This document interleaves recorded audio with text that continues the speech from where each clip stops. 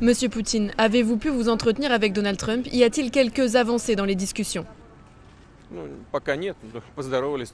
Pour l'instant, non. Nous nous sommes seulement salués. La cérémonie était organisée de telle façon qu'il n'était pas possible de discuter. Nous suivons ce qui se déroulait. Maintenant, il va y avoir un déjeuner de travail, peut-être pourrons-nous échanger. De toute façon, nous avons convenu de ne pas bouleverser l'emploi du temps prévu par nos hôtes. À leur demande, nous n'organisons pas de rencontre. Nous aurons la possibilité d'échanger en marge du G20 ou plus tard. En tout cas, nous sommes prêts au dialogue. Ce n'est pas nous qui nous retirons du traité sur les armes nucléaires de portée intermédiaire, ce sont les Américains qui envisagent de le faire. Mais autant eux que nous sommes déterminés à reprendre le dialogue. Mais le plus important n'est pas le dialogue au plus haut niveau, mais c'est celui des experts. J'espère que ce processus de négociation dans tous les domaines sera restauré. Merci. L'OTAN mène les manœuvres militaires les plus importantes depuis la fin de la guerre froide. À son tour, la Russie organise des exercices. Pourquoi l'équilibre des forces est-il si nécessaire et comment considérez-vous l'idée d'une alliance de sécurité alternative en Europe ? En ce qui concerne les forces armées européennes alternatives, ce n'est pas une idée nouvelle. Ainsi, le président Macron l'a remise au goût du jour, mais un des présidents précédents m'en avait déjà parlé, Jacques Chirac. D'une manière générale, l'Europe est une formation économique puissante. Et il est tout à fait naturel que cette alliance de pays souhaite être indépendante et souveraine en termes de sécurité et de défense. Je pense que dans l'ensemble, c'est un processus positif du point de vue du renforcement du caractère multipolaire du monde. En ce sens, la position de la France et la nôtre se rejoignent. En ce qui concerne les exercices militaires, nous en organisons aussi. Cependant, nous nous efforçons de ne pas les mener à proximité des frontières des pays de l'OTAN. D'ailleurs, nos dernières manœuvres se sont déroulées en Extrême-Orient russe, à des milliers de kilomètres des frontières des pays de l'OTAN. Dans l'ensemble, nous considérons ces événements avec sérénité.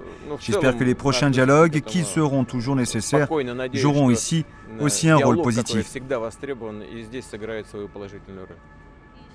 Notre chaîne RT France ne parvient pas à obtenir d'accréditation pour entrer à l'Elysée.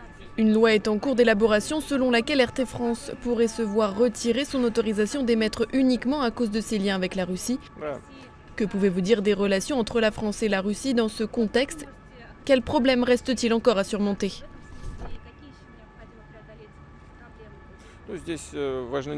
Ce qui est important dans ce contexte, ce ne sont pas les relations entre la Russie et la France dans le domaine des échanges d'informations, mais plutôt les approches communes en matière d'information et d'échange d'informations, de libre diffusion de ces dernières.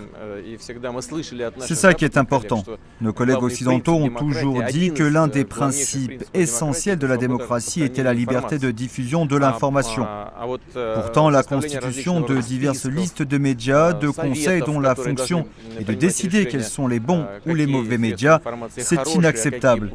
Cela n'a rien à voir avec la démocratie.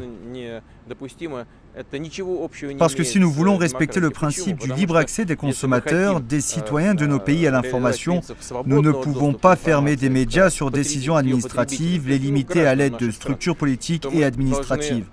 Si on n'est pas d'accord avec quelque chose, il faut présenter un point de vue opposé, donnant aux spectateurs, auditeurs et utilisateurs d'Internet la possibilité d'y voir plus clair, de décider par eux-mêmes où est la vérité et où cette vérité est déformée.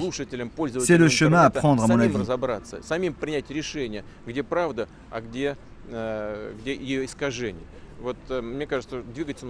Vous allez nous rendre visite la prochaine fois? On sait que c'est à cause de l'emploi du temps. J'ai voulu venir et je veux le faire, mais aujourd'hui, à Paris, se sont réunis 72 chefs d'État et de gouvernement.